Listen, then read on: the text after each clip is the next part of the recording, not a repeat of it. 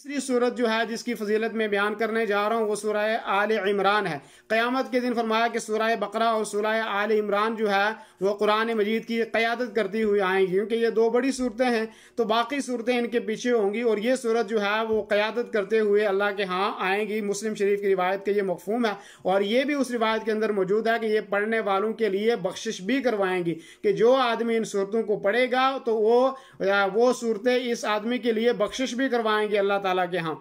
और ऐसे ही जो है चौथी सूरत जिसकी हम फजीलत जिक्र कर रहे हैं उसमें बहुत सारी सूरतें हैं। एक तो सूरह हूद है, उसकी भी फजीलत है। सूरह अल-वाक़िया की फजीलत है। सूरह मुरसलात है। सूरह नबा है, अम्मा यतसाअलून जिसको हम कहते हैं। सूरह तकवीर है।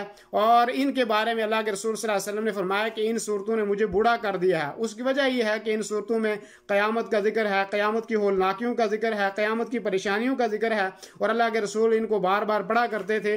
और अल्लाह के रसूल ने यहाँ तक फरमाया कि मुझे इन सूरतों ने बूढ़ा कर दिया, क्योंकि क़यामत के खौफ और उसकी जो चीज़ें उसके अंदर अहवाल बयान किए गए हैं। तो इस वजह से अल्लाह के नबी सल्लल्लाहु अलैहि वसल्लम उनकी वजह से परेशान होते थे और इस वजह से कहा कि जब आदमी परेशान होता है तो उसके ऊपर बुढ़ापे के असरात नुमाया होना शुरू हो जाते हैं, बाल सफ़ेद होना शुरू हो जाते हैं या ऐसे ही जो है कमज़ोरी लाहिक हो जाती है। इसी तरीके से जो है सूरह बनी इसराइल जो 15वें पारे में है उसकी भी बहुत बड़ी फजीलत है। सूरह अज़्ज़ुमर की फजीलत है। हज़रत आयशा रज़ियल्लाहु अन्हा फरमाती हैं कि काना नबी सल्लल्लाहु अलैहि वसल्लम ला यनामु अला फिराशी हत्ता यक़रा बनु इसराइल वज़्ज़ुमर रवाहु तिर्मिज़ी व क़ाल हदीसुन हसन कि अल्लाह के नबी सल्लल्लाहु अलैहि वसल्लम रात में कभी भी अपने बिस्तर पर नहीं सोते थे जब तक आप सूरह बनी इसराइल को या सूरह अज़्ज़ुमर को आप ना पढ़ लेते। तो सूरह ज़ुमर को अल्लाह के रसूल सल्लल्लाहु अलैहि वसल्लम सोने से पहले पढ़ा करते थे और ऐसे ही जो है सूरह बनी इसराइल को आप पढ़ते थे। तो जो आदमी को जिसके पास वक्त हो ऐसे ही अल्लाह के रसूल से और भी सूरतों की फजीलत साबित है कि अल्लाह के रसूल सोने से पहले कुछ और भी सूरतें हैं उनका जिक्र मिलता है कि आप पढ़ते थे। आगे उनका मैं तज़किरा करूँगा, लेकिन खुसूसी तौर पर यहाँ पे आपने बनी इसराइल और सूरह अज़्ज़ुमर का तज़किरा किया कि ये आदमी सोने से पहले इन दोनों सूरतों को पढ़ कर सोए और उसमें अल्लाह ताला के रसूल सल्लल्लाहु अलैहि वसल्लम इसका मामूल मनाते थे और उनको पढ़ते थे। तिर्मिज़ी की रिवायत है और कहा कि ये हसन रिवायत है। ऐसे ही जो है अब छठी सूरत जिसकी हम फजीलत का तज़किरा करने जा रहे हैं वो सूरह अल-कहफ़ है। सूरह अल-कहफ़ जो है वो सूरह बनी इसराइल के बाद आती है जिसमें अस्हाब कहफ़ का तज़किरा है और उनके वाक़े को बयान किया गया है।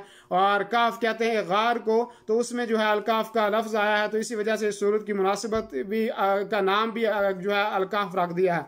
तो सूरह अल-कहफ़ के बारे में आता है कि जिसने सूरह अल-कहफ़ की इब्तिदाई 10 आयतें याद कर ली ज़ुबानी तो अल्लाह ताला उसको फितना दज्जाल से महफूज रखेगा। बहुत बड़ी फजीलत है।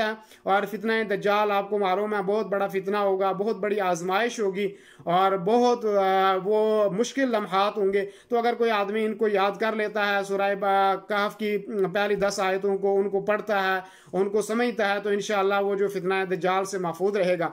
और तबरानी की रिवायत अल्लाह के रसूल ने फरमाया मन हफ़िज़ 10 आयात मिन अव्वल सूरतिल कहफ़ कि वो आदमी के जो सूरह कहफ़ की इब्तिदाई 10 आयतों को याद कर लेता है फरमाया उसिमा मिन फितनति दज्जाल कि वो फितना दज्जाल से महफूज हो जाएगा। गारंटी है। अगर आपको किसी चीज़ में कहा जाए कि आप ये दवाई खा लो इंशाअल्लाह 100% ठीक हो जाएंगे आप, तो आप और हम वो काम कर लेते हैं। लेकिन रसूल कायनात मोहम्मद अरबी सल्लल्लाहु अलैहि वसल्लम की ज़ुबान से अगर कोई बात निकली है तो वो 1000 क्या है ही वो सच है, उसमें शक और शाइबा की गुंजाइश हो ही नहीं सकती। तो इसलिए हम में से कोशिश करनी चाहिए कि इन 10 आयतों को आदमी याद रखे और इंशाअल्लाह हम जो है फितना दज्जाल से महफूज हो जाएंगे। ऐसे ही जो है एक रिवायत में ये भी आता है कि आखिरी आयत तिलावत करने वाला जो है वो फितना दज्जाल से महफूज रहेगा। तो आखिरी आयत भी जो सूरह अल-कहफ़ की जो आखिरी आयत हैं उनको भी आदमी याद कर सकता है और ये भी जो है फजीलत वाली बात है। तबरानी की रिवायत है, ये भी सही रिवायत है। तो आदमी को आखिरी आयत भी आदमी याद कर ले, शुरू की आयतें भी याद कर ले तो कोई मुश्किल भी नहीं है। तो अल्लाह ताला इंशाअल्लाह उसको फितना दज्जाल से महफूज रखेगा।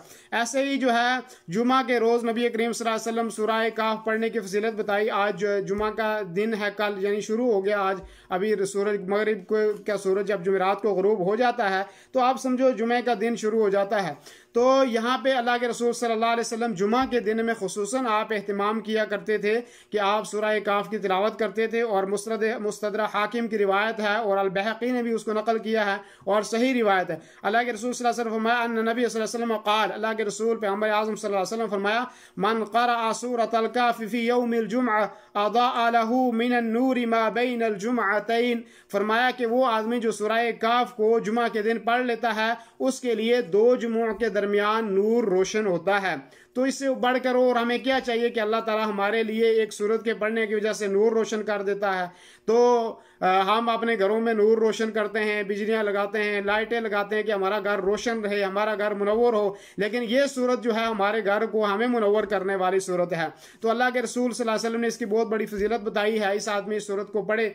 और खुसूसन जो है अब इसका वक्त क्या है, आप जुमेरात के दिन जब सूरज गुरूब हो गया है मगरिब के बाद, तो तब से लेकर आप जुमा के दिन तक जो है सूरज गुरूब होने से पहले पहले जब भी किसी वक्त में भी आपको फुर्सत मिल जाए तो आप सूरह काफ जो है वो पढ़ लिया करें शुरू से लेकर आखिर तक। और अगर आप पढ़ना नहीं जानते तो कम से कम आप सुन लिया करें, मोबाइल में अब तिलावत मौजूद है वहाँ पे आप सुन लें, या कोई CD में है या TV में लगा है तो वहाँ पे आप सुन लें। इंशाल्लाह आप तब भी आप सवाब से महरूम नहीं होंगे, आपको सवाब मिलता रहेगा।